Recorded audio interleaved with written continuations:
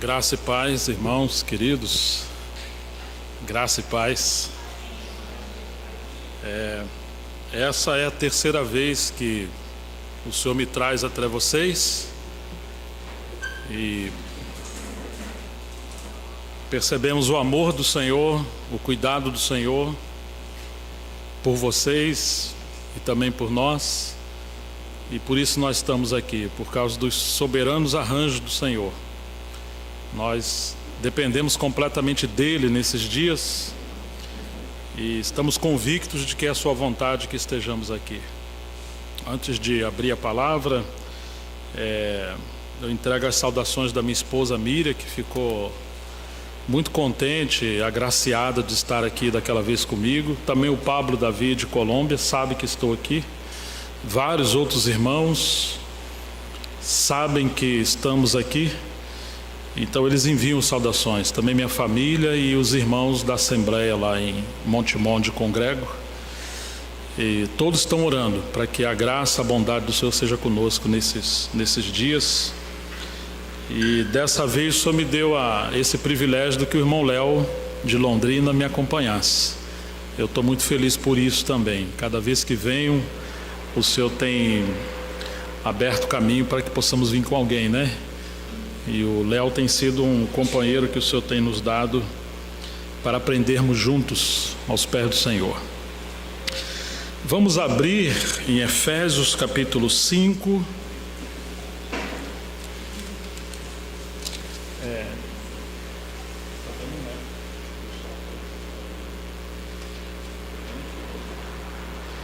Efésios capítulo 5, verso 5.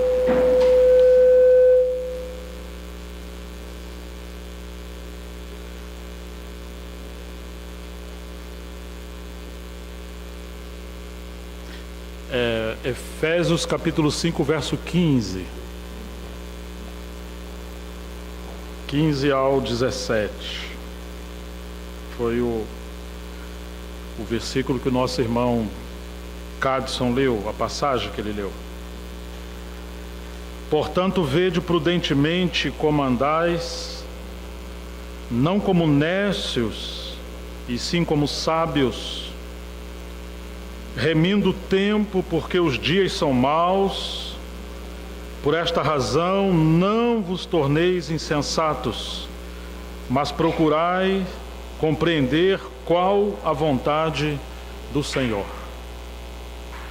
O encargo que o Senhor tem colocado no meu coração de repartir com os irmãos é sobre a importância de conhecer a vontade de Deus. Vamos orar mais uma vez, né? Senhor, nós nos encomendamos em Tuas mãos e pedimos a Ti a Tua misericórdia. Seja gracioso conosco por causa da Tua própria glória, do Teu santo nome. Nós pedimos que o ministério do Espírito Santo seja conosco, nos dirigindo, nos dando sabedoria, discernimento e a graça para falar, ouvir, sobretudo compreender e também obedecer a Tua palavra, Senhor. Abençoe esse tempo que o Senhor nos ajuntou aqui. Como somos necessitados do Senhor. Por isso nós rogamos a Ti, e é para a Tua própria glória, no nome de Jesus Cristo, o nosso Senhor. O nosso amado irmão Paulo, um servo precioso do Senhor, no primeiro século, foi um apóstolo depois do chamamento dos 12 apóstolos do Cordeiro. Ele trabalhou na cidade de Éfeso por pelo menos 3 anos. Ele relata o seu ministério quando ele vai se despedir dos anciãos ali em Éfeso, no capítulo 20 de Atos. E ele ressalta que ele havia entregado todo o conselho de Deus, toda a palavra de Deus, todo aquele grande propósito de Deus. E depois ele vai seguir adiante, porque ele seria preso, não voltaria mais a rever os irmãos em Éfeso, e de fato ele foi preso e não voltou mais depois da sua terceira viagem, que chegaria até Roma. E agora Paulo está escrevendo uma carta, e é muito interessante que, apesar de Paulo ter trabalhado ali durante 3 anos e ter ministrado todo o conselho de Deus ali. Ainda assim, na sua carta, ele fala algumas coisas tão importantes, procurando dar norte, dar direção à igreja, e ao mesmo tempo querendo que a igreja tivesse esse desafio de buscar a Deus, de não se contentar ao ponto que eles chegaram, mas sim que haveria mais luz e verdade da própria palavra de Deus. Entre outras coisas que Paulo falou, ele está ressaltando que no versículo 15, que os irmãos deveriam ver prudentemente como eles andariam. Como vocês devem viver a vida de vocês? Vocês não podem viver como nécios ou como pessoas que se estivessem bêbadas. Uma pessoa bêbada não tem direção clara. Ela não sabe para onde vai. Ela perde o sentido e o discernimento. Ela perde o senso de propósito. Algumas vezes essa palavra poderia ser lida como tolo. Não podemos viver depois que o Senhor nos alcançou sem ter um rumo certo para a nossa vida. E sabemos que esse rumo, Paulo chama isso de o eterno propósito de Deus que Ele estabeleceu em Cristo. Vede prudentemente, tomem cuidado como vocês vivem, não vivem como nécios, mas sim como sábios, pessoas que têm discernimento e sabedoria. Não significa ser sábio no sentido intelectual, pessoas de um raciocínio de conhecimento elevado. Paulo não está falando do mundo acadêmico, de pessoas eruditas. A sabedoria que Paulo está falando aqui é em relação àquilo que está lá em Provérbios, que o temor do Senhor é o princípio da sabedoria. Ele está falando de uma comunhão com Deus, de intimidade, que você saberia discernir a vontade do Senhor. Houve uma vez que Davi seria erguido, levantado como rei, e vários dos valentes das tribos se uniram para trabalhar e pelejarem pelo exército de Davi. E um deles foram os filhos de Isacar. Enquanto alguns eram habilidosos na guerra, em vários tipos de armas e pelejas e combates, os filhos de Isacar não eram muitos, mas eles eram conhecedores dos tempos. Eles eram sábios. E eles sabiam como o povo de Deus, os filhos de Deus, deveriam viver naquele tempo, como eles deveriam pelejar as guerras do Senhor. Por mais que tivesse exércitos numerosos a favor de Davi, se não tivesse os filhos de Isacar que conhecessem o tempo e a forma de viver, eles se perderiam. E aqui Paulo está dizendo que devemos viver como sábios, ou seja, conhecedores do tempo, discernindo a vontade do Senhor. E ele diz, remindo o tempo. O pensamento no original seria assim: compre o tempo perdido, ou compre o tempo que vocês estão vivendo hoje, porque isso não vai voltar mais. Você sabe como você gasta a sua vida? É como você usa o seu tempo. A maneira que você usa o seu tempo determina a maneira que você vive. E a maneira que você vive mostra se você está na vontade do Senhor ou não. E deveríamos considerar que nós só temos uma vida para viver. Será lastimável se naquele dia descobrirmos que vivemos uma vida fútil, uma vida sem direção, um tempo perdido que não produziu a glória do Senhor. Não vale a pena gastarmos tempo nessa terra, gastando tempo, saúde, família, dinheiro, tudo, em fazer coisas que não representam a vontade de Deus. Vede prudentemente como andais, não como nécios, e sim como sábios. Remindo o tempo também significa aproveitando bem todo o tempo que o Senhor nos dá, toda a oportunidade que o Senhor nos dá. É óbvio que nós não sabemos por nós mesmos como administrar o nosso tempo e como adquirir conhecimento sobre a vontade de Deus por nós mesmos. Por isso precisamos, como Paulo vai dizer mais adiante, procurar conhecer a vontade de Deus. Ele ainda ressalta no final do verso 16, porque os dias são maus. Irmãos, às vezes vivemos nessa terra como se tudo fosse muito bem, mas Paulo está dizendo que os dias são maus.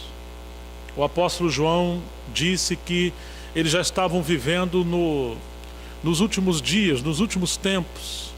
Na verdade, ele disse que era a última hora. E isso foi mais de 2000 anos atrás, ou pelo menos 2000 anos atrás. Se já na época que João estava vivo, ele disse que já era a última hora, e sabia o que o anticristo viria, o que dizer de nós, irmãos? Que já passaram cerca de 2000 anos. Nós estamos nos últimos milésimos dos segundos, dos minutos, das horas de Deus. As profecias da Bíblia, especialmente as profecias históricas, muitas delas, se não todas, já se cumpriram. Apenas as últimas profecias sobre a volta do Senhor ainda estão em fase de cumprimento. Mas nós já estamos assim, nas pontinhas do pé, em relação à volta do Senhor. Os dias não são bons, os dias são maus. O A.W. Tozer, que foi um servo de Deus no século passado, ele dizia que um dos grandes problemas do povo de Deus nessa época é que eles vivem muito satisfeitos nesse mundo. E ele dizia, esse mundo não é um lugar de lazer, mas é um campo de batalha. Nós não estamos aqui como cidadãos daqui, nós somos peregrinos e estrangeiros. Estamos aqui só de passagem. E deveríamos ter muito cuidado com a forma que nós vivemos aqui. Não podemos criar raízes nesse mundo como se o Senhor não fosse voltar. E esse era o temor de Paulo, que eles perdessem o discernimento, apesar de Paulo ter trabalhado tanto com eles, por eles se envolverem com coisas que roubaria esse chamamento celestial. Certa vez eu li algo tão interessante, que um homem muito rico, ele queria ouvir um conselho de um homem sábio. Então ele descobriu um homem muito sábio, mas vivia muito longe, em outro país. Ele pegou um avião, depois pegou um carro e foi àquele lugarejo tão distante. Descobriu que era um povoado muito simples nas montanhas. E ele chegou até aquele lugar, mas achou um casebre muito simples. Ele falou, puxa, mas um homem sábio mora aqui? E ele foi lá e bateu. O homem então o atendeu, mandou ele entrar. Quando ele entrou, ele se espantou, porque não havia nada dentro da sala ampla do homem. O homem estava sentado como numa uma esteira de capim, e pouca mobília dentro da casa dele. O empresário muito rico ficou assustado. Ele falou assim, você é o homem sábio? O ancião, ele falou, eu sou o ancião. Ele falou, onde está a sua mobília? E o sábio falou para ele, e aonde está a sua? Ele falou, não, eu só estou aqui de passagem. E o sábio falou, eu também. Então ele entendeu. O homem gastava o seu tempo naquilo que faz sentido. E porque ele tinha consciência que ele estava nessa terra só de passagem, ele não quis ter muita mobília, porque quanto mais coisa você tem, mais preocupação, mais fadiga, menos sono, menos qualidade de vida. Talvez aquilo roubará o nosso tempo, os cuidados dessa vida. E isso foi uma lição muito preciosa.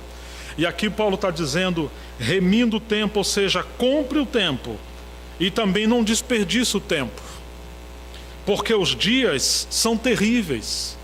O mundo, inspirado pelo Deus desse século, vai criar todos os meios para nos manter distraídos com as coisas desse mundo, roubando o nosso tempo de qualidade de serviço ao Senhor, para nos tornarmos cativos, como se estivéssemos no Egito, correntes nos nossos pés, cegueira nos nossos olhos. Às vezes gastamos um dinheiro que não temos, por isso fazemos dívidas. para comprar uma qualidade de vida que está acima da nossa realidade, para tentar agradar pessoas que não tem nada a ver com a nossa vida. Então nós vivemos uma falsidade, um estilo de vida que está além da nossa realidade, porque estamos tomando a forma desse mundo. E isso quanto nos rouba. Quase sempre as coisas que nos afligem são aquelas coisas que nunca deveríamos ter, ou são as coisas que não fazem sentido. Que Deus nos liberte de estarmos distraídos. Paulo fala, os dias são dias de combate, são dias de guerra, são dias terríveis, não são dias fáceis. Por esta razão, verso 17, não vos torneis insensatos, sem senso, sem discernimento, mas procurai compreender qual a vontade do Senhor. Meu Deus do céu, Paulo está aqui externando, expressando a sua própria vida, porque somente um homem que viveu uma vida antes, que ele derramou todo o seu ser fazendo algo que ele acreditava, inclusive, que estava agradando a Deus, e depois ele descobriu que não estava fazendo a vontade de Deus. Você se lembra como que o Senhor capturou Paulo? Paulo estava indo no caminho de Damasco a perseguir os cristãos. Havia acontecido recentemente um apedrejamento em Jerusalém. Um jovem chamado Estevão foi apedrejado até a morte. E aqueles que apedrejaram esse Estevão colocaram as suas vestes aos pés de um jovem, e esse jovem era Saulo. E Saulo viu aquele jovem que tinha um rosto que brilhava como de um anjo, olhando para os céus e orando para o nosso Senhor, o Deus e Pai, perdoar a eles porque não sabia o que faziam. Mas Paulo respirava ameaças e morte, a sua respiração era cheia de ira. Então ele pegou cartas de autorização dos principais, dos sacerdotes, e ele agora está indo além de Jerusalém, está indo agora para Damasco perseguir os cristãos. Ele vai dizer em Atos 26:9, não precisa abrir, ele diz assim: a mim me parecia que eu deveria praticar muitos males contra o nome do Senhor. Então Paulo está fazendo aquilo que ele achava que deveria fazer. Ele está fazendo aquilo de todo o seu coração. Ele diz a Timóteo que ele serviu a Deus desde a sua meninice. No coração de Paulo, ele está trabalhando para Deus. Ele está sincero, porém sinceramente errado. Ser sincero não é suficiente. Fazer o melhor que nós pudermos não é suficiente. É possível que venhamos fazer tantas coisas, mas Paulo fazia todas essas coisas na sua força natural. Para ele, Jesus era um defunto, um impostor, e a igreja era uma seita, até o dia que ele, indo uma luz do sol mais brilhante que o sol de meio-dia, raiou sobre ele, ele cai, fica cego, e uma voz lhe disse: Saulo, Saulo, por que você me persegues? Saulo diz: quem és tu, Senhor? A palavra Senhor ali é soberano, Senhor dos senhores, amo. Paulo foi criado aos pés de um homem muito sábio, chamado Gamaliel. Ele estava sendo preparado para ser um grande homem entre os fariseus. E Paulo foi constituído pela palavra do Velho Testamento, conhecia várias línguas, era um grande homem. Ele sabia o que essa palavra Senhor significava. Ele não falou aquilo da boca para fora. Ele está vendo que o Deus do Velho Testamento, que apareceu a Abraão, que apareceu a Moisés, que apareceu a Isaac, a Jacó, que apareceu aos pais, que era o Deus de Davi, o Deus do seu povo, foi aquele que falou com ele. Mas ele agora não sabe quem é ele com clareza, porque para os judeus eles sabiam que Deus é um. Mas agora Paulo está vendo a Trindade, o mesmo Deus que é um só, segundo a escola, o pensamento dos judeus, do povo hebreu do Velho Testamento. Paulo está descobrindo que subsistem três pessoas: o Pai, o Filho e o Espírito Santo. E eu fico imaginando a leitura que Paulo está fazendo nessa experiência agora que teve no caminho de Damasco. Todas aquelas profecias, tipologias sobre o Messias, todo aquele tabernáculo, o sacrifício, o cordeiro. Nesse momento Paulo está vendo que tudo aquilo se cumpriu em Cristo. Quem és tu, Senhor? Soberano Senhor. Eu sou Jesus, a quem tu persegues. Você imagine? Ele está perseguindo o Senhor. Ele acha que está fazendo a vontade de Deus, mas ele está lutando contra Deus. E o Senhor fala assim: dura coisa é para ti, no versículo 14, recalcitrar ou dar coice contra os aguilhões. Uma versão contemporânea diz: dura coisa para ti é você relutar contra a minha vontade. É dar coice, é isso que significa. Porque o Senhor já vinha falando com Saulo quando Estevão foi apedrejado. O Senhor já vinha falando com Saulo de várias maneiras, mas ele insistiu na sua própria vontade. Ele agora fica cego e ele pergunta: Senhor, o que queres que eu te faça? São duas perguntas maravilhosas. Uma: quem és tu, Senhor? E outra: o que queres que eu faça? Nós deveríamos também fazer sempre essas duas perguntas. Por mais que já conhecemos o Senhor, devemos querer conhecer mais profundamente o nosso Senhor. E sobretudo, o que queres que eu faça? Ou seja, qual é a tua vontade? O Senhor não respondeu claramente para Paulo, mas ele fala: entra na cidade, lá se dirão para você o que você deve fazer. Então o Senhor se revela a um discípulo chamado Ananias. E Ananias fica surpreso, porque ele fala: ó Senhor, esse homem tem ouvido falar que ele tem perseguido e feito muitos males ao teu povo. O Senhor: vai, Ananias, não tenha medo, porque ele é para mim um vaso escolhido, para levar meu nome a muitos lugares. Eu vou mostrar o quanto ele deve padecer pelo meu nome. Agora Ananias vai lá encontrar Saulo, e é muito interessante o que vai acontecer. Abra comigo, por favor, em Atos capítulo 22. Vamos ler o versículo 24. E você vai ver, nós vamos ver a base do chamamento de Paulo. Atos 22.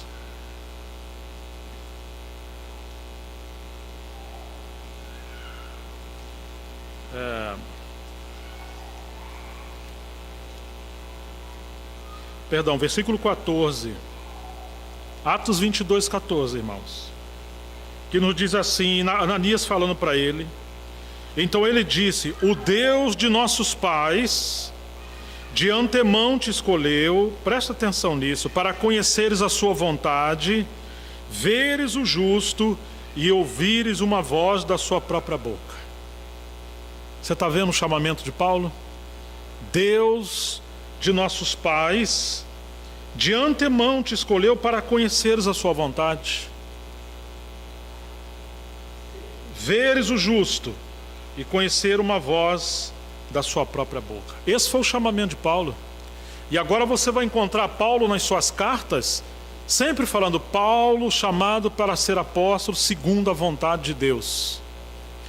Por várias vezes Paulo vai falar da vontade de Deus, porque ele foi um homem que andou errado, afrontando a Deus, perseguindo os cristãos, achando que estava agradando a Deus. E agora Paulo, apesar de ter ensinado os cristãos por muito tempo em Éfeso, ele roga que os irmãos pudessem compreender qual era a vontade de Deus. Ser sincero não é suficiente. Trabalhar não é suficiente para Deus. Congregar não é suficiente. Participar de conferências não é suficiente. Graças a Deus por tudo isso. Mas o Senhor quer alinhar a nossa vontade com a vontade dEle, ao ponto que a nossa vontade seja exclusivamente e unicamente a vontade do Senhor. Nós precisamos também, como Saulo no caminho de Damasco, sermos capturados, até que o Senhor trabalhe conosco e cada vez mais venha mostrar a sua vontade para nós. Irmãos, os dias que nós vivemos são dias maus. E nós podemos estar sendo empurrados por muitas forças, de diferentes maneiras, para sairmos do centro da vontade do Senhor. Eu tenho a sensação de que a maior necessidade que nós temos hoje é de conhecer a vontade de Deus. Eu também tenho a sensação que a maior frustração de um filho de Deus é não saber a vontade de Deus para a sua vida. Imagine você que é pai ou você que é filho conviverem juntos na mesma casa, mas o pai está vendo que o filho está cada vez mais priorizando coisas, estudando coisas, ambicionando coisas que estão distanciando ele do seu pai. E o pai agora começa a ter aquela dor que quanto mais ele investe com seus bens no seu filho, mais o seu filho está se distanciando dele. Muitas das vezes só tem que nos privar de muitas coisas, porque sem nos darmos conta, as coisas que Deus está nos dando, nós colocamos ela no lugar de Deus. E agora passamos a girar nossas vidas em torno dessas coisas. E que pena quando isso são dons, ministérios, experiência, a própria igreja, ou o casamento, ou os filhos, ou o dinheiro, ou o trabalho. Quantas coisas nós, sem nos darmos conta, queremos que essas coisas convirjam para a nossa vida, para nós vivermos a nossa própria vontade. Que o Senhor nos ajude e tenha misericórdia de nós. Então Paulo pede que os irmãos pudessem se esforçar para conhecer a vontade de Deus. Aos Colossenses, vamos comigo no capítulo 1. Não foi Paulo que, digamos, plantou a igreja ali. Foi um companheiro chamado Epáfras. E Paulo agora teve conhecimento. E chegamos no verso 9 do capítulo 1.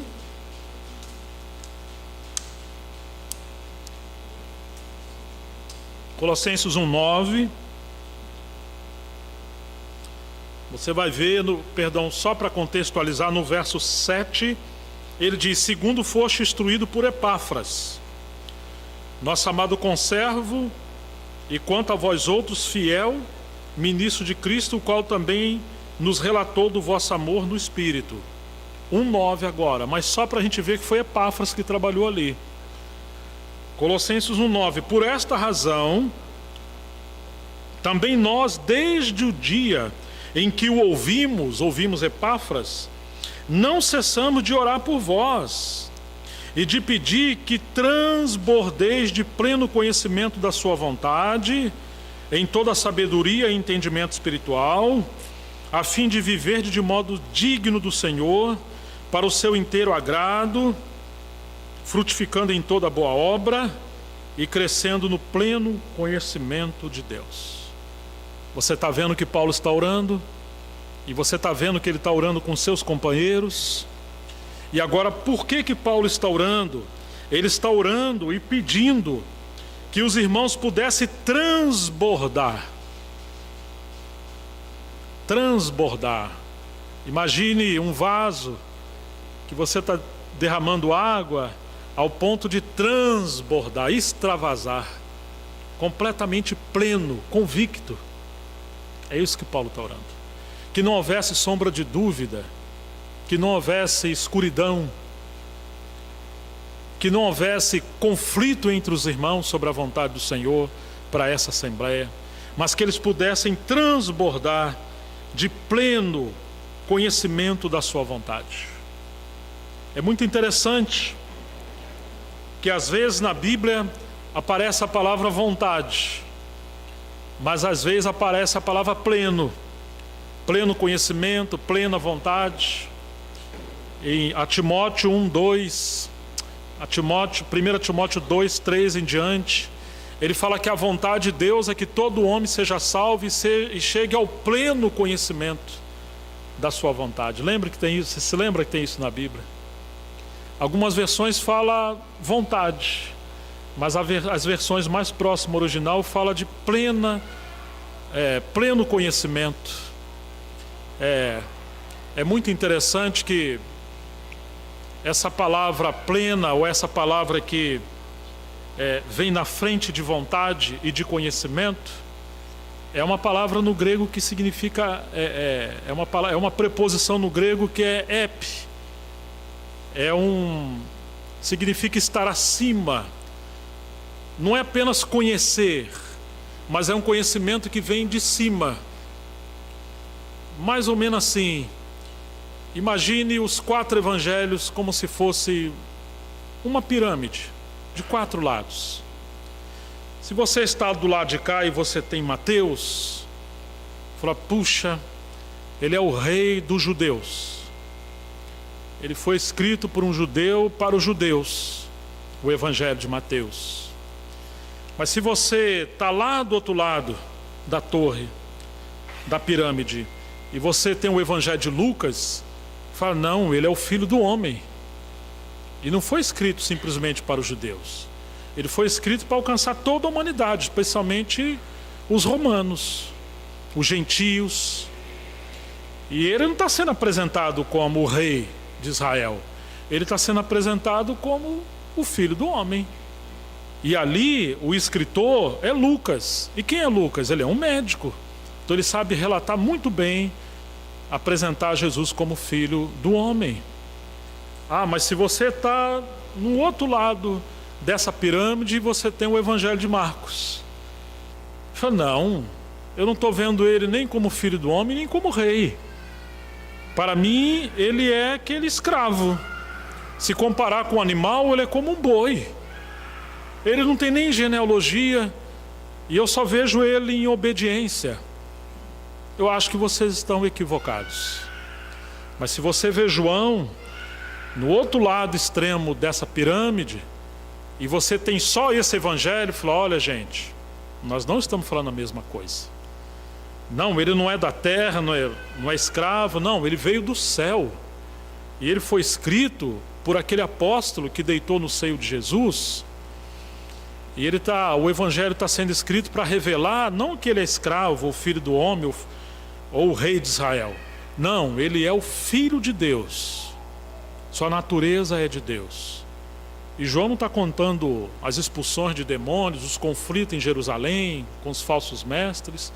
Ele está mostrando a divindade de Jesus, o seu amor, sua peregrinação com seus discípulos. E o equilíbrio, irmãos, é a gente juntar esses 4 evangelhos e entender que Deus quer que nós venhamos ter um conhecimento de cima, epignose, ou seja, o pleno conhecimento. A vontade de Deus é essa, que todo homem seja salvo e chegue ao pleno conhecimento de Deus ou da sua vontade. Então muitas vezes nós estamos aqui embaixo, mas o Senhor quer nos levar ao monte mais alto da sua revelação, e ali a gente poder conhecer a sua vontade. Mas o que é interessante é que sempre que Paulo está falando da vontade do Senhor, em nenhum momento, de forma alguma, ele separa a vontade de Deus da pessoa do seu filho. Pelo contrário, nós só vamos conhecer a vontade de Deus na medida que nos relacionamos com o seu filho. O seu filho é a suprema vontade dele para nós. E à medida que conhecemos o seu filho, nós passamos a enxergar as demais coisas na perspectiva do Senhor. Precisamos ver as coisas com essa lente do conhecimento do Filho de Deus. Então ele quer nos tirar dessa atmosfera terrena e nos levar a esse nível de intimidade, de comunhão. É um conhecimento a partir do relacionamento com o Filho de Deus. Não é maravilhoso isso?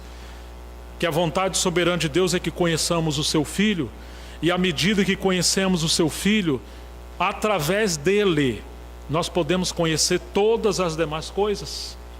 Deus chamou Paulo para conhecer a sua vontade, ouvir a sua voz e ver o justo. No capítulo 26 de Atos, ele diz que o Senhor chamou Paulo para ser sua testemunha, ministro, tanto das coisas as quais o Senhor tinha se revelado a Paulo, quanto das coisas pelas quais o Senhor apareceria ainda a Paulo. Paulo veria muitas coisas, Mas na verdade o que Paulo está vendo era Cristo nessas coisas. Ele ia ver muitas coisas por meio de Cristo. E qual é o nosso problema? Nosso problema é que temos visto muitas coisas, mas nós estamos apenas vendo as coisas e tiramos os olhos do Filho de Deus. Então, o Senhor está corrigindo a nossa visão para podermos voltar à vontade soberana do nosso Senhor. Por isso que Paulo orava. E não é apenas aos Efésios e aos Colossenses que ele fala sobre a vontade de Deus. Ele vai falar em Romanos, no capítulo 12, para não nos conformarmos com esse século, não tomar forma desse século. Vocês se lembram disso? Vocês se lembram disso, irmãos? Vamos ver então essa passagem. Romanos capítulo 12.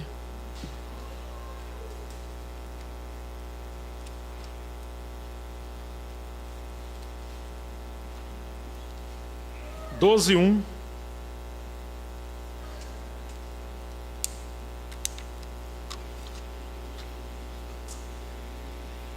Rogo-vos, pois, irmãos, pelas misericórdias de Deus, que apresenteis o vosso corpo por sacrifício vivo, santo e agradável a Deus, que é o vosso culto com entendimento racional, e não vos conformeis com este século,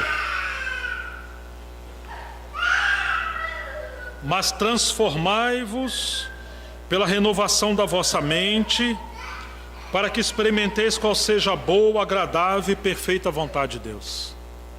Olha que coisa maravilhosa, irmãos. É como falasse, assim como o Senhor não viveu para a sua vontade, mas para a vontade de Deus, e Ele se entregou como aquele sacrifício vivo no altar. Eu rogo a vocês também, que não vivam para cumprir as suas vontades, mas que vocês se entreguem o vosso corpo por sacrifício vivo, santo e agradável a Deus, que é o vosso culto racional. O culto com entendimento, ou seja, que a maneira de vocês adorarem a Deus não seja simplesmente 2 ou 3 horas numa reunião de domingo, mas que seja o estilo de vida de vocês.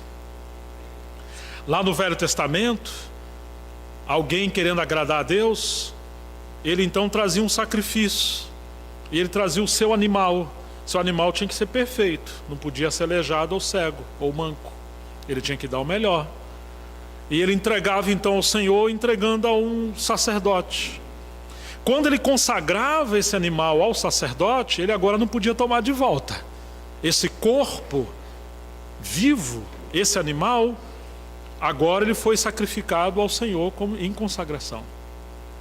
O animal pegava agora a ferramenta, o cutelo, matava, o sacerdote matava o animal, depois dilacerava ele em partes, as partes que tinham que ser jogadas fora, lançava fora do arraial, e as partes que seriam agradáveis a Deus, colocava sobre o altar, e ali o fogo do altar, incandescente, ia queimando, até esse sacrifício se transformar num punhado de cinza. Deus ficava satisfeito. Quando era a questão do pecado, o pecado do ofertante era transferido para o animal, e o ofertante era perdoado. Quando era em sacrifício de aroma suave, aquele era um louvor, era uma consagração. Agora Paulo está dizendo, vocês lembram daquele sacrifício? Por um lado é Cristo que nos substituiu lá na cruz, mas por outro lado, agora Ele espera que sejamos nós. Ele espera que a gente não apenas de longe venhamos falar, Senhor, nós te adoramos e queremos viver para ti. Não, aquele altar do tabernáculo representa a cruz, e aquele sumo sacerdote lá, o livro de Hebreus mostra que é o nosso Senhor. Lembra que tinha uma faca, um cutelo que cortava os animais? O livro de Hebreus capítulo 4 diz assim que a palavra de Deus é mais cortante que espada alguma de 2 gumes. Ela é mais afiada do que essa espada. Ela faz separação entre espírito, alma, juntas e medulas, e ela é apta para discernir os pensamentos e as intenções do coração. Não há criatura alguma que esteja encoberta diante do Senhor, tudo está nu e patente aos seus olhos. Em outras palavras, Ele espera que agora a gente venhamos entregar nossa vida ao Senhor como um sacrifício vivo e permitir viver uma vida no altar. Ele vai nos cortar pela sua palavra, penetrando o nosso coração, para fazer separação das coisas que agradam a Deus e as que não agradam. E agora, os nossos pensamentos, que são tão distantes aos pensamentos do Senhor, o Senhor quer corrigir isso, até que a vontade dEle e a nossa vontade seja uma só, ela venha nos governar, nós sejamos conquistados por esse amor. E sabe, todas essas debilidades que nós temos, quando nós entregamos tudo isso ao Senhor e vivemos nesse altar da consagração, o fogo do altar, o fogo do Espírito hoje vai queimando, assim como aquele punhado assim como aquela carne de sacrifício ia sendo queimada até se transformar em cinzas. Chega uma hora que a nossa vida vai sendo queimada pela vontade de Deus no altar da cruz, pelo fogo do Espírito Santo e a palavra, e todas essas debilidades vão sendo substituídas pela vida de Cristo. Só resta louvor. E a nossa vida é uma vida que agrada a Deus, vivendo de forma consagrada. É isso que Paulo está dizendo. Rogo-vos, pois, irmãos, pelas misericórdias de Deus, que apresenteis o vosso corpo. Não venhamos viver para agradar os desejos da nossa carne, mas apresentemos o nosso corpo como um sacrifício vivo. Aquele animal não voltava mais atrás, então que possamos não voltar mais atrás também, mas de forma santa e agradável a Deus, que é o vosso culto racional. Não tome a forma desse mundo, mas transformai-vos pela renovação da vossa mente. Olha como a palavra de Deus precisa trabalhar e mudar nossa mente, nosso pensamento. Oh, irmãos, quanta necessidade nós temos disso. Os pensamentos determinam as nossas ações. Nossas ações se transformam em nossos atos. Nossos atos se transformam em nossos comportamentos. Esse comportamento se torna o nosso caráter. Nosso caráter se torna o nosso estilo de vida. E isso determina como estamos gastando a nossa vida. Nós somos o que pensamos. Por isso que a nossa mente precisa ser transformada, renovada pelo poder da palavra de Deus, quando nós estivermos no altar da consagração.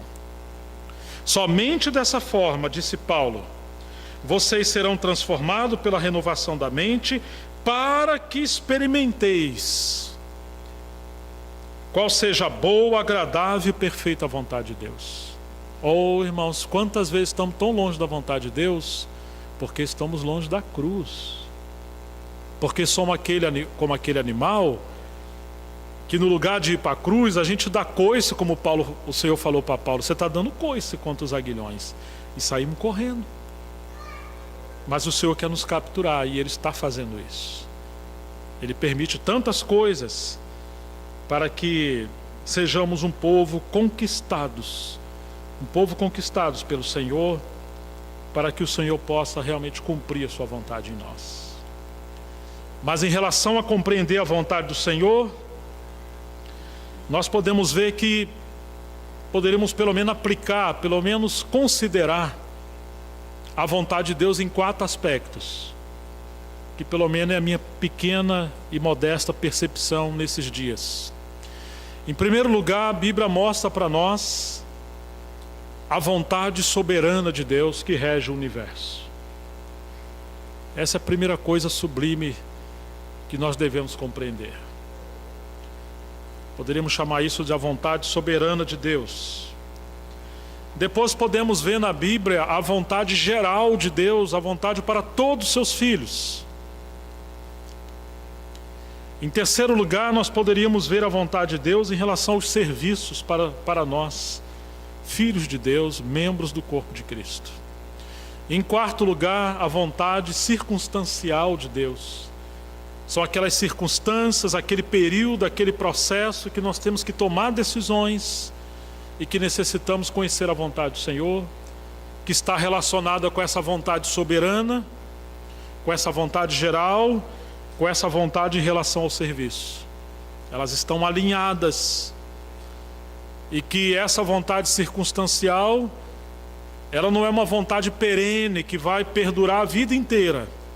Às vezes o Senhor quer a gente fazendo algumas coisas, morando no lugar, lidando com certas coisas, e daqui a pouco o Senhor quer nos mudar de contexto.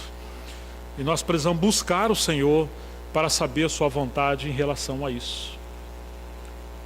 Então, se o Senhor nos ajudar, vamos também considerar a vontade do Senhor nesses 4 pontos. Vamos pelo menos considerar, antes de entrar em cada ponto desse, não podemos sair dessa linha do Filho de Deus, porque Ele é o nosso maior modelo e exemplo do que é uma vida sendo vivida, derramada na vontade de Deus.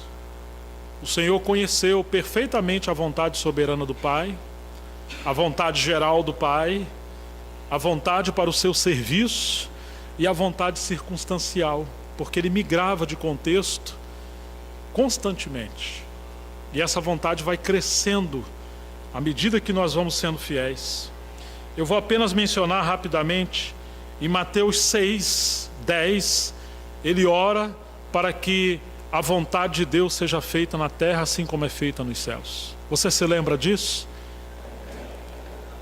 Então Ele está mostrando que existe um conflito, que enquanto nos céus Deus tem uma vontade soberana que reina, aqui na terra existe, infelizmente, por causa da queda e da desobediência, a vontade do homem que sempre está permeada com a rebelião.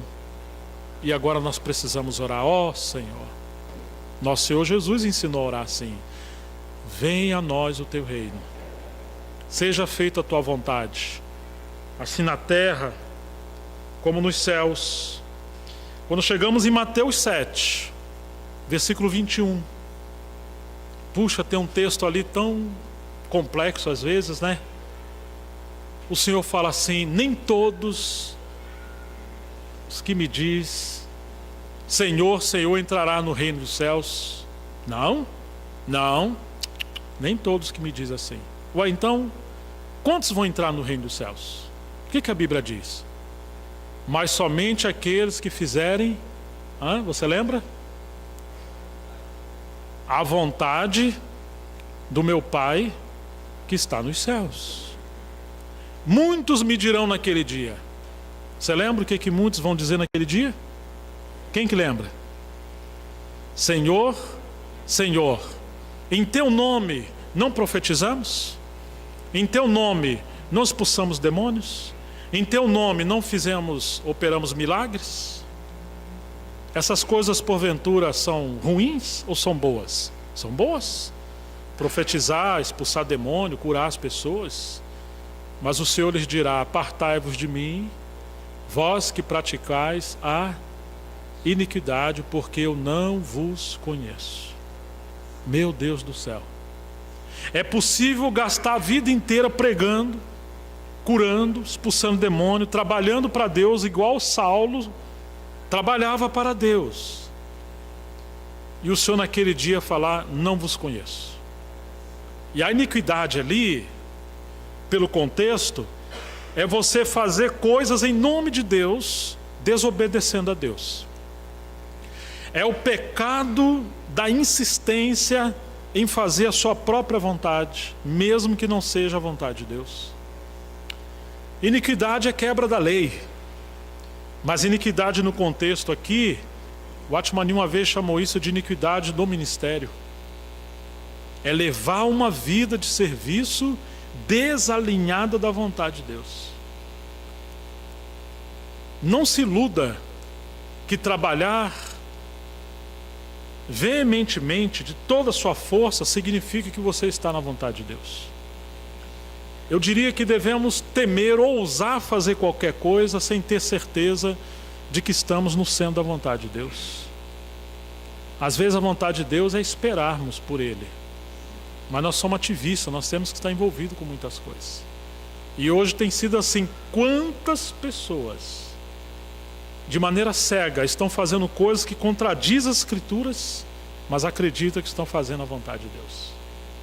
O Senhor falou aos judeus: vocês erram Errais por não conhecer as Escrituras e nem o poder de Deus. Poderíamos dizer, errais por não conhecer a vontade de Deus nas Escrituras e vocês estão trabalhando na força própria e não sob o poder do Espírito Santo para cumprir a vontade de Deus. Mateus 22, 29. Então você vai encontrar que Jesus falou isso. É possível sermos salvos e inúteis se não conhecermos a vontade de Deus. É possível receber a graça de irmos aos céus, mas perder o privilégio de sermos úteis no reino. É possível sermos varas na videira, mas que teremos que ser cortadas porque não estamos dando fruto, estamos roubando a vida por não conhecermos a vontade de Deus. Mas as varas que dão fruto, diz que o Senhor poda para que dê mais frutos. E isso tem a ver com permanecer na vontade de Deus.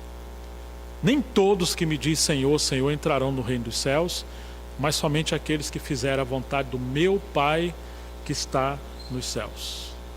Campbell Morgan, um expositor rico na palavra, dizia que há algo infinitamente maior e maravilhoso do que trabalhar para Deus. E isso significa estar no centro da vontade de Deus. Nós não sabemos a vontade de Deus, mas nós deveríamos buscar, antes de qualquer coisa, estarmos na vontade de Deus. Porque pode ser que pensando que estamos agradando a Deus, nós estamos machucando nossa família, machucando os nossos filhos, perdendo parentes, perdendo amigos, quebrando coisas. Quantas coisas nós fizemos em nossa própria força. Virão tempos, disse o Senhor em João 16, que vão perseguir vocês e matarão alguns de vocês dentro do templo. E eles vão achar que estão fazendo a vontade de Deus. Está em João 16. Você imagina isso? Jerusalém, Jerusalém, vocês matam os profetas, vocês perseguem aqueles que eu estou enviando. Quantas vezes eu quis ajuntar vocês debaixo das minhas asas, vocês não quiseram. O que é isso, irmão? Se não a cegueira da vontade própria do engano e não submeter à vontade de Deus, aonde se passa a perseguir os próprios cristãos achando que estão agradando a Deus. Então viver uma vida fora da vontade de Deus é viver uma vida de autodestruição. É uma vida desperdiçada. É uma vida debaixo da provisão de Deus, da bênção de Deus, porque como o Senhor vai nos abençoar se nós estivermos fora dessa vontade soberana do Senhor? Mais adiante, em Mateus 12:50, o Senhor fala: portanto, aquele que fizer a vontade de meu Pai celeste, esse é meu irmão, minha irmã e minha mãe. Em Marcos 3, vieram a Jesus e falaram: Senhor, sua mãe e seus irmãos estão lá fora te chamando.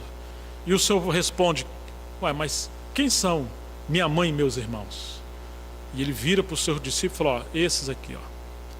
Quem fizer a vontade do meu Pai que está nos céus, esses são minha mãe e meus irmãos. Ou seja, a minha família, ela não será identificada por aqueles que simplesmente seguem a multidão, por aqueles que eu gosto, por aqueles que cantam. Não.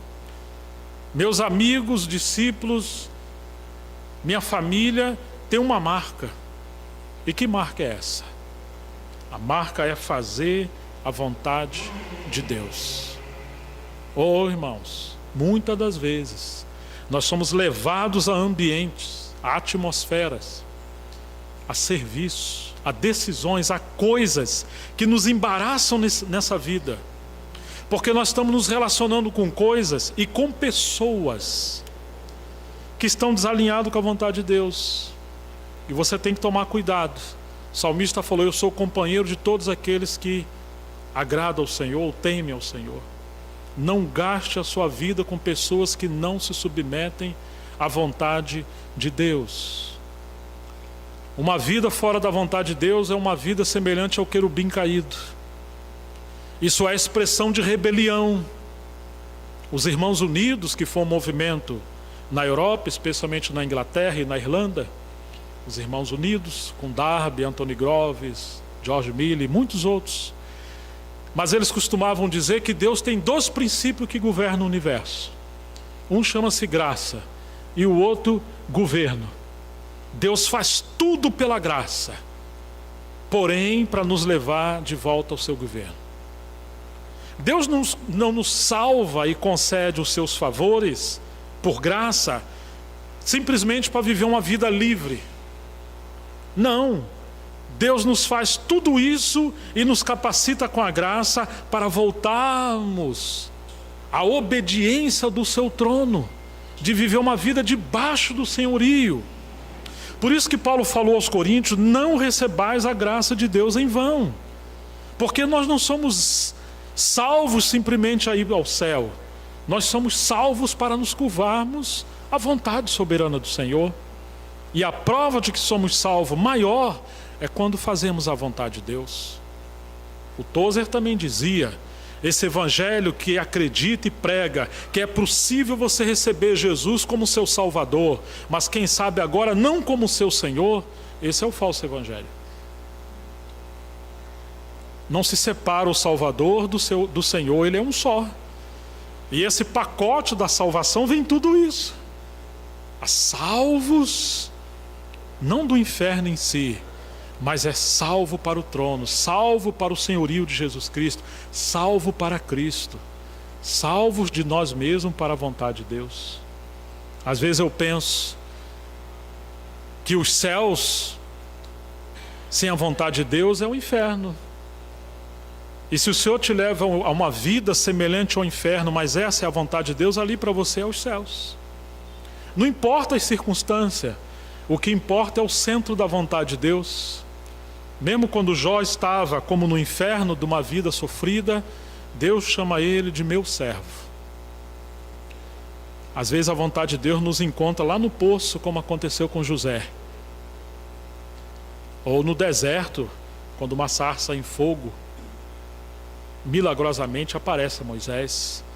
Ali ele encontrou a vontade de Deus. Ou quem sabe ele está sendo perseguido, como aconteceu com Elias, com Jezabel. Às vezes a vontade de Deus vai nos surpreender, mas nós devemos amar a vontade de Deus. Não uma vida boa, mas sim uma vida centrada na vontade de Deus. Quando nós amamos a vontade de Deus, dizia Spurgeon, diga sim à vontade de Deus, e a tribulação perderá a sua força. Olha isso, irmãos. Um homem que viveu debaixo de grande tribulação. Mas ainda sobre a vida de Jesus, em Mateus 26 diz que ele se retirou pela segunda vez lá no Getsêmani, e ele ora ao Pai que, se fosse possível, passasse aquele cálice dele. Mas então ele fala: contudo, não seja feita a minha vontade, ou como eu quero, mas sim que seja feita conforme a sua vontade. Quando ele está ali com a mulher samaritana e os discípulos vêm trazer comida para ele, ele fala: uma outra comida eu tenho para comer que vocês não conhecem. Será que alguém vem trazer comida para Jesus? Ele fala: não, a minha comida é fazer a vontade do meu Pai. Era disso que ele se alimentava. Irmãos, ele estava com fome, com sede e cansado. Sabe como ele achou alimento? Foi quando ele passou a cuidar daquela mulher. Ao cuidar da mulher e não de si, ele encontrou a vontade de Deus, e ali ele tem a provisão do Senhor. Há uma vida satisfeita. Muitas das vezes nós encontramos a vontade de Deus simplesmente quando nós estamos servindo. Quase sempre, aqueles que se isolam para encontrar algo não acham a vontade de Deus. Você encontra a vontade de Deus enquanto você está no caminho. Quem sabe um dia você possa considerar com o tempo que muitos, se não todos, encontraram a vontade de Deus quando eles deixaram a zona de conforto e eles estavam peregrinando em obediência. Abraão, sai do meio da tua terra e da tua parentela. Para onde você vai? Não vou falar ainda. Vai para a terra que eu vou te mostrar. Mas vai. E Abraão foi. Quando ele foi, a vontade de Deus começa cada vez mais se manifestar. E você vai encontrar que com todos eles praticamente foi assim. A vontade de Deus começa a ser amplamente vista à medida que você obedece a primeira luz, o primeiro toque, mesmo que você não tenha o controle, na verdade nós nunca vamos ter o controle de todas as situações. Já viu um botão de uma flor, aí o sol brilha, e aquela luz maravilhosa irradia sobre esse botão e ela se abre. Quando ela se abre, você olha para dentro, o que tem lá? Um outro botão. E o sol vem no outro dia e ela se abre de novo, viu que tem ali um outro botão. E a cada dia, como a luz da aurora, assim a vereda do justo, que vai brilhando, brilhando até ser dia perfeito. Aquela flor, para ser aberta em plenitude, ela tem que estar debaixo da presença do sol. E podemos considerar isso e aplicar como a vontade de Deus. Você está debaixo do sol da luz da verdade, do sol da justiça. E se você se submeter, vai se abrir na sua vida a vontade de Deus, tudo será belo, ainda que haja espinhos nessa flor e alguns insetos para perturbar. Ventos de tempestade, calor e frio, mas no outro dia o sol está ali. Pode ser que você não saiba a vontade de Deus para o futuro, mas esse botão vai se abrir novamente, um outro botão, e cada vez que você obedece, a vontade de Deus vai se abrindo mais e mais para você, até ser dia perfeito, e nenhuma dúvida haverá. Mas precisamos estar debaixo da vontade do Senhor, da primeira vez que o Senhor se manifeste a nós. Então, queridos, vou apenas mencionar o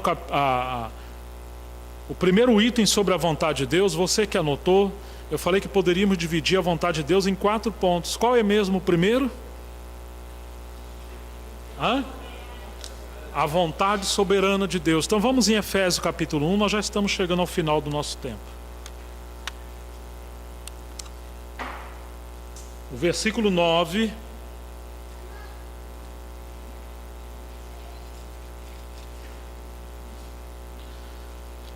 desvendando-nos o mistério da sua vontade, segundo o seu beneplácito que propuseram em Cristo. Efésios 1:10 agora. De fazer convergir nele, na dispensação da plenitude dos tempos, todas as coisas, tanto as do céu como as da terra. Você está vendo que há um mistério da vontade de Deus no verso 9? Paulo está chamando isso de mistério da sua vontade, que está relacionado a esse propósito soberano de Deus antes que o universo fosse criado. Na verdade, por causa desse mistério da vontade de Deus, o universo veio a existir. Todas as coisas vieram a existir, todos os anjos, querubins, serafins e arcanjos vieram a existir. Tudo que Deus fez e faz é por causa dessa sua soberana vontade. E agora ele está mostrando que essa vontade soberana que rege o universo é de fazer convergir ou tornar a congregar em Cristo, na dispensação dos tempos, todas as coisas, tanto as do céu como as da terra.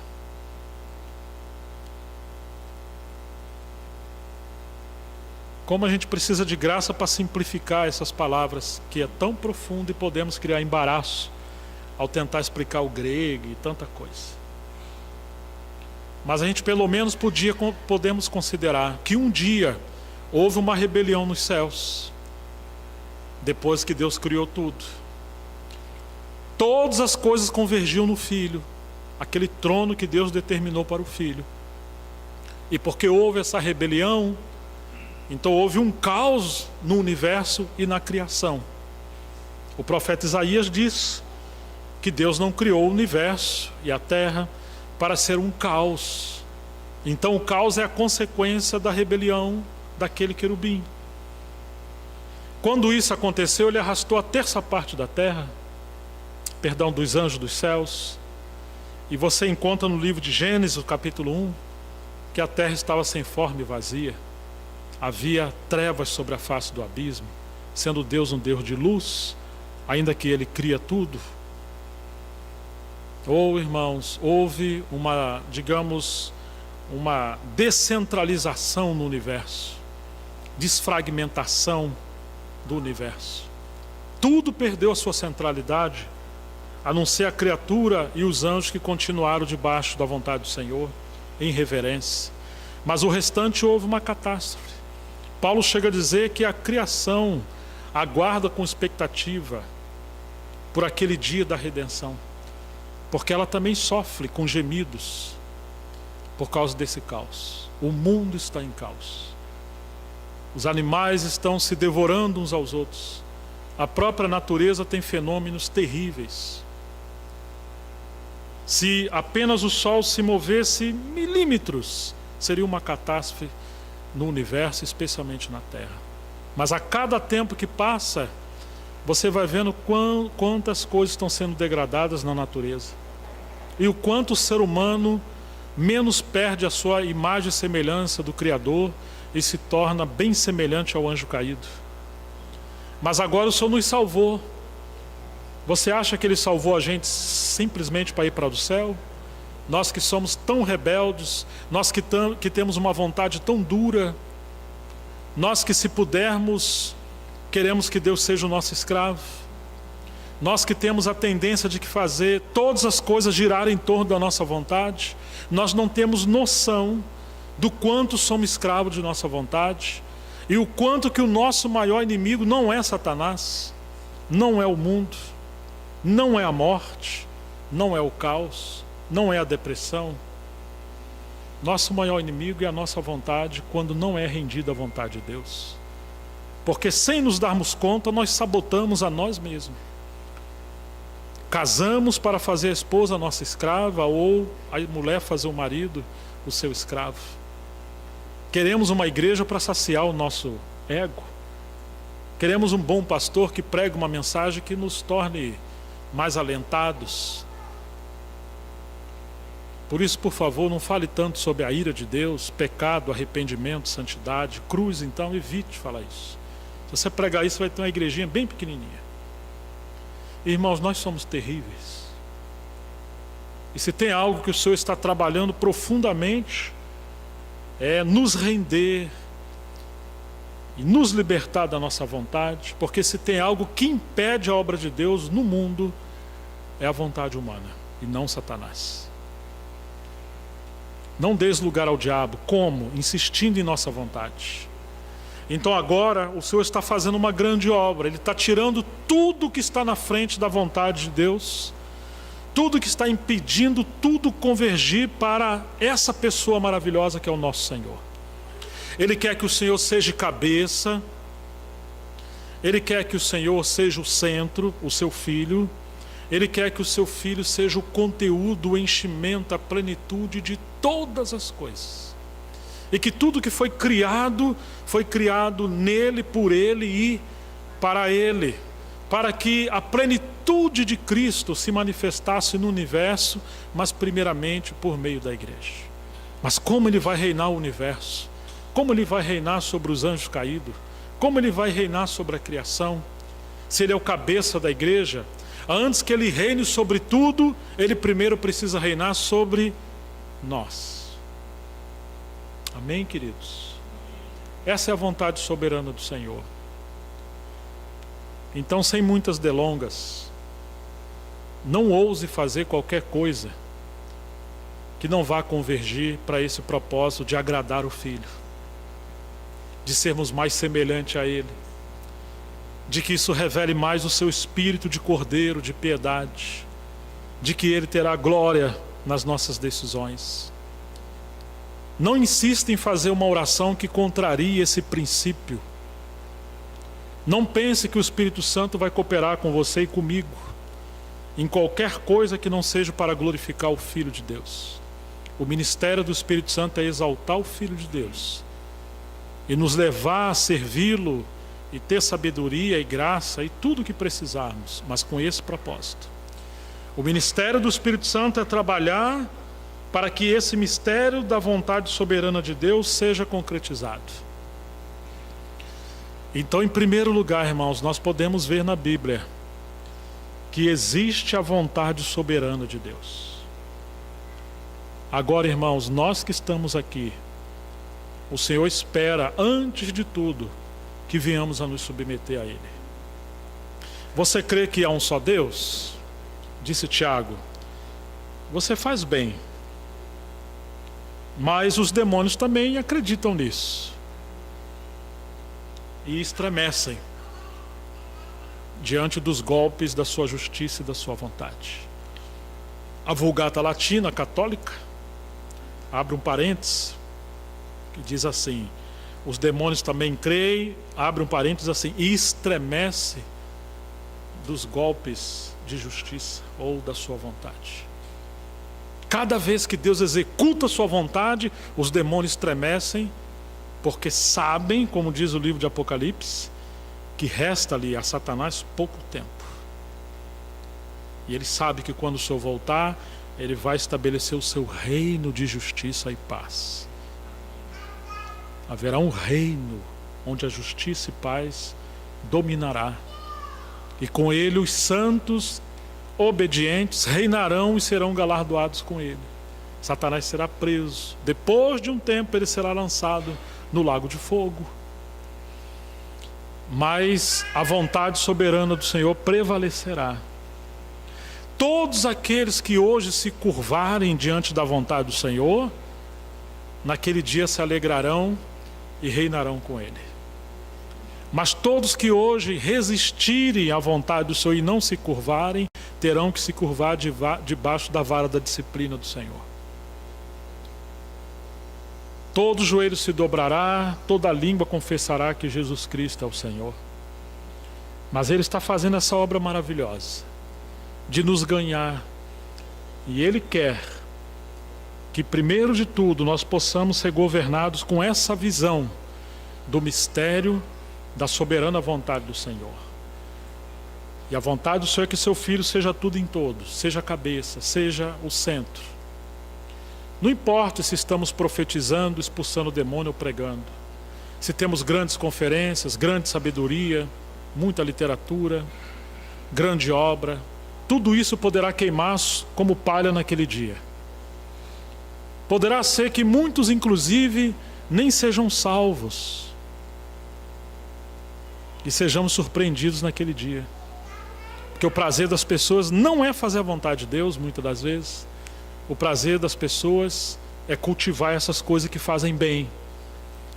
E é possível que sejamos viciados em fazer coisas boas. Coisas inclusive bíblicas. Porque essas coisas nos tornam mais prazerosos com o nosso status, com os louvores que ganhamos dos homens, com os tapinhas nas costas. Mas, irmãos, tudo isso pode ser um engano farisaico. A prova maior de que alguém é um filho de Deus, a prova maior de que estamos agradando a Deus, é quando nós, além de sermos salvos, além de encontrarmos a graça de Deus, é viver uma vida em busca da vontade de Deus e aí ficar quietinho. E aí a gente obedecer a Deus. Os puritanos diziam que a murmuração é um louvor a Satanás. Por que murmuramos? Porque não queremos nos submeter à vontade daquele que é soberano. Porventura pode o vaso falar ao olheiro: por que me fizeste assim? Se pudéssemos, colocaríamos Deus sentado numa cadeira e falar: olha, nós precisamos ter uma conversa séria contigo. Eu acho que o Senhor está equivocado em algumas coisas. E a gente ia ensinar muitas coisas para o Senhor, né? Porque nós fatalmente, de tempo em tempo, nos surpreendemos, murmurando, reclamando e tendo dificuldade de aceitar as coisas que Deus criou, que promove as circunstâncias para nos manter debaixo da sua vontade. Termino falando algo que eu li. Um jovem estava muito indignado porque os pais haviam colocado um muro que limitava a liberdade dele. E ele queria ser livre. E um dia ele se rebelou de tal maneira que ele veio correndo e saltou o muro. Ah, irmãos, quando ele saltou aquele muro, sabe o que tinha lá do outro lado? Que ele achava que era liberdade, era um abismo de perdição. E ele se perdeu. Aquele muro que ele achava que era, digamos, a maldade dos pais, a chatice dos pais, era o muro de amor dos pais, de proteção ao seu filho. E nós muitas das vezes somos assim. Nós queremos romper os limites que Deus traçou a cada um dentre nós. Por isso que Paulo fala, os casados não se separam, não se separem. Os filhos não se rebelam contra seus pais. O patrão ama o seu empregado, o empregado sirva os patrões, os empregados sirvam os patrões como o próprio Senhor. Toda alma esteja debaixo de autoridade, mesmo que seja o rei. Quantos limites o Senhor colocou sobre nós, às vezes até um espinho em nossa carne, uma enfermidade, uma fraqueza. Não que eu quero dizer que Ele colocou, mas que Ele permite, porque Deus não é ministro de sofrimento em si. Mas Ele, ainda que Pedro fala que alguns que sofrem segundo a vontade de Deus, tem isso lá também, viu? Que depois nós vamos ler ver em outra mensagem. É o cerco protetor de Deus, para vivermos no seu amor, em cumprirmos a sua vontade. Irmãos, que o Espírito Santo tenha misericórdia de nós e encontre caminho no nosso coração, que Ele bate em nossa porta, né? E Ele possa nos ganhar e possamos cooperar com Ele para sermos vencidos em nossa própria vontade, para que a vontade soberana do Senhor se cumpra. Uma vez que amarmos a vontade soberana de Deus, então nós vamos poder conhecer os outros aspectos da sua vontade. A vontade geral para todos nós, a vontade do Senhor em relação ao serviço e a vontade do Senhor em relação às circunstâncias que precisamos tomar decisões. Que Deus nos ajude nesses dias e que Ele continue falando conosco. Vamos orar ao Senhor. Em nome de Jesus. Amém. Vou pedir que alguém, ou alguns que quiserem orar, que fique à vontade. Vamos orar. Em nome de Jesus. Vamos nos pôr de pé para esticar nossas perninhas e vamos orar ao Senhor.